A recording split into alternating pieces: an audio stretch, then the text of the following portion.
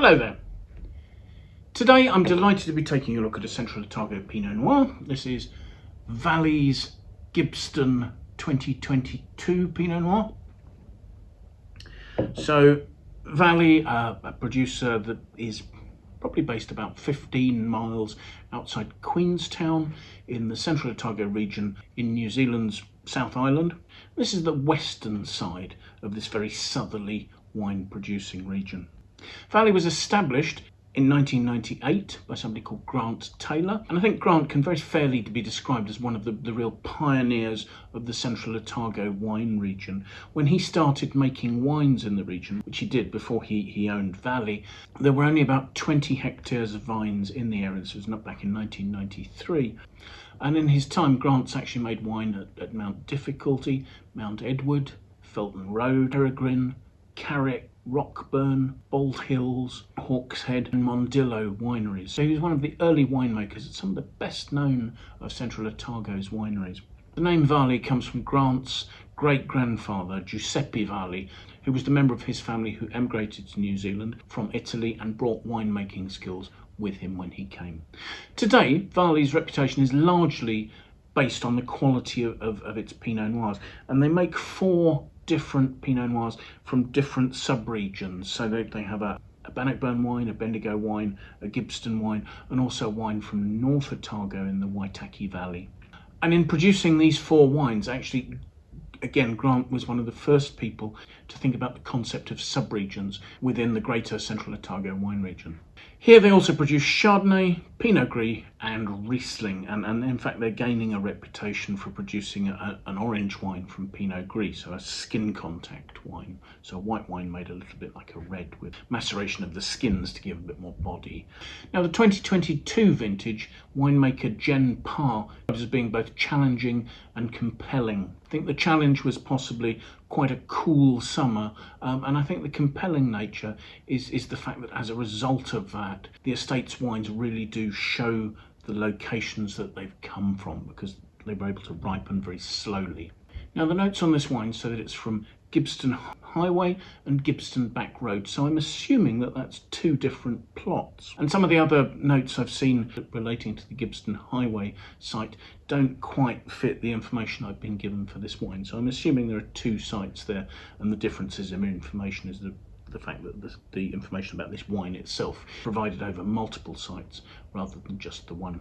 So the vines here are growing at altitudes between 320 and 475 metres above sea level. So the altitude starts by giving a cooling effect, and particularly because of the nearby hills, you get quite good diurnal temperature variation with cooler winds coming down off the hills in the evening, allowing the grapes to ripen more slowly so they can develop their flavours and yet retain their acidity, giving the wine some good balance. The climate here is semi-continental, so it tends to be warm and dry during the summers and very cold during the winter. Now the average rainfall here is something like about 780 millimetres a year, so that's really only just enough rainfall to enable the vines to grow. The soils here are predominantly alluvial loess over a river gravel. However, there are also colluvial soils. Now, I wasn't aware what a colluvial soil was, but evidently it's fractured matter that's weathered from the rocks on the hills above rather than having been deposited by the river. So the topsoil here is about 0.5 metre to 1 metre deep, with some quite firmly compacted gravels underneath, but those deep gravels are free draining, and that allows the vine's roots to get down to the available water without excess vigour being created by the presence of too much moisture. And the notes I've seen about the Gibbston Highway vineyard suggested that this was the first vineyard planted in the area with a north-south row orientation, and they feel that this gives better sunlight exposure because you'll get sunlight coming to both sides of the vine throughout the day, giving more even ripeness to the fruit, so you don't end up with fruit on one side of the vine having greater sunlight exposure than that on a shaded side. Now Gibbston is reckoned to be Central Otago's coolest sub-region, giving the fruit a long hang time, allowing it to develop its flavours really quite slowly and giving elegant perfumes. Some of the vineyard here must already have been planted when Grant purchased it, because the first vines are planted in 1995, with further planting having gone on in 2000 and 2003. And what that means is that all these vines are fully mature. So they should be producing low yields of beautifully concentrated fruit in the way that old vines tend to. Now, I've detailed the different clones in the vineyards here, and it really is almost like a catalogue of the clones available. There are Dijon clones from the early 100 series, sort of 113, 114, 115.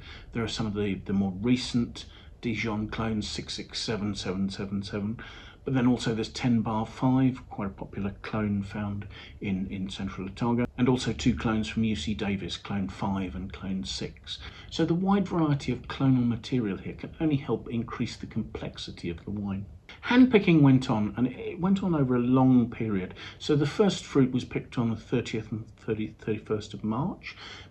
Picking started again on the 2nd of April just for that day. Started again a week later on the 9th and went on the 10th. Then they took a break until the 12th of April, picking on until they finished on the 14th. And this is a couple of weeks later than I've seen in Bannockburn, for instance, in 2022. 25% of the fruit was left as whole bunches in the fermenting vats, and that allows a lovely perfume to develop in the wine as the fermentation can be extended out, because the whole berries will break and they'll keep revealing more fresh sugar to the fermentation. It's quite a delicate way of processing Pinot Noir. So you're also getting the influence of the stems there, which, as long as they're fully ripe, can add tannins, maybe reduce the colour slightly, but certainly also add some complexing nature, and they help bring oxygen into the fermentation as well to lengthen that out. Fermentation was allowed to get up to 32 degrees C, so reasonably warm, fairly extractive without being excessively so. That's not going to shock the yeasts. And the period of cuvation, where the skins stayed in the juice, lasted 25 days before it was pressed off into a selection of French oak barrels. Now 30% of these were new, and they detail the fact that they used 2 coopers and a selection, a cooper I'd not heard of, and Francois Frère, a well-known high-quality French cooperage. The wine aged in those barrels for 11 months, or being bottled without any fining or filtration. So, let's see what we make of it, shall we? I've got it in a nice big glass here so I can swirl it vigorously and hopefully release the aromas into the bowl of the glass.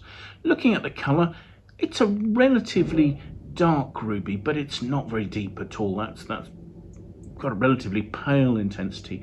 I can very easily see through it. There's a nice vibrancy and a slight purple note to the ruby colour. The wine is labelled as being 14% alcohol and is clearly creating tears on the side of the glass there as it clings to it. So relatively viscous wine. So let's see what we make of the aroma, shall we?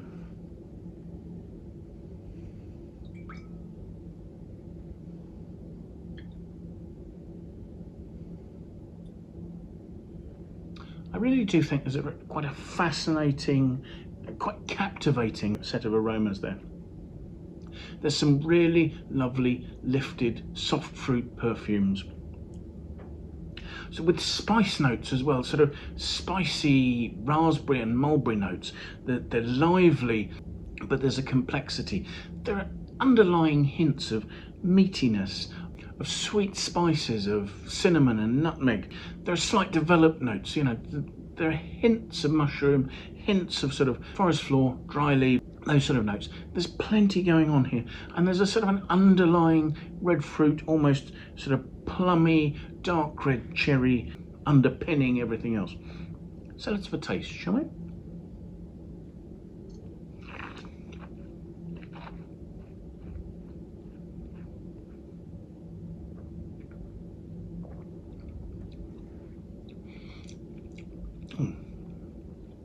On the palate, those lovely perfumes really do translate into some quite beautiful, juicy, quite exciting fruit.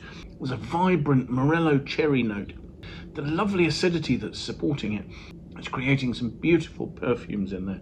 And with those perfumes, there are those notes of nutmeg, of cinnamon, those cedary, vanilla, sweet spices coming through. And yet they're ever so delicate, just dancing on that rich, vibrant red cherry fruit. There's a really silky structure.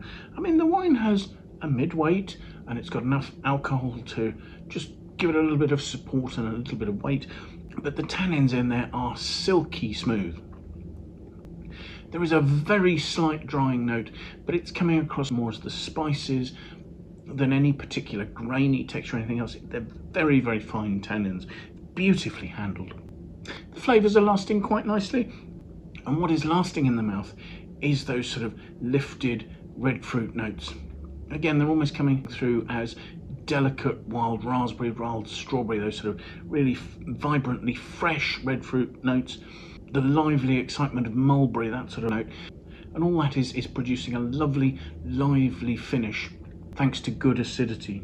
I think that's a lovely, elegant, delicate, perfumed example of a Pinot Noir. It doesn't perhaps have the deep, dark, earthy black fruit that many of the richer wines from Central Otago possess. The winemaker's notes suggest that this is a wine that would probably age for 15 plus years.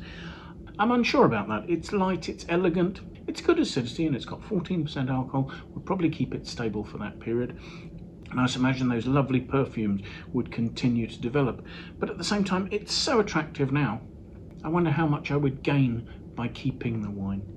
And actually, something that is worth realising about this wine is it's made in tiny quantities. I think they said there were 1,912 bottles of this wine made. So it really is the sort of wine to buy on release. I looked at our Wine Searcher aggregated critics score for this vintage of this wine, and its aggregated score is 93 out of 100. Now, 3 critics looked at that, and was interested to see Jasper Morris, who's a master of wine, who's something of a Burgundy expert, real Pinot Noir lover. His mark was actually higher than that. He'd given it a 95 out of 100, and I can see why. I think this is a wonderfully pretty, exciting, vibrant wine, and I very much enjoyed it. So I think I'm with Jasper Morris on that one. So thank you so much for watching. I do hope you've enjoyed the tasting. If you have, do please press the like button. We'd really appreciate that. If you have any views that you'd like to express, do please pop them in the comments box below. We would be really interested to hear what you think about these wines, about the tastings we're doing, or anything else that relates to that. If you have any friends you think might like to watch the video, do please feel free to pass it on to them. We'd really appreciate your endorsement in that way. I will leave a link in the notes below to the Wine Searcher webpage for this vintage of this wine, and that way you can see what its availability is in your market and what price it might be at. Using the tabs on that page, you can also find out more about the winemaking, the producer, the grape variety, the region. We've got information about its price history, about the different vintages of the wine, so you can compare that. And you can see the critics' reviews, and you can see other users' reviews as well, and any awards it's won. I mean, I think it's got some medals in the International Wine Challenge, for instance. So thank you again for watching, and I do hope you'll manage to make some time and come and join us for another tasting in the very near future. Thanks again. Goodbye for now.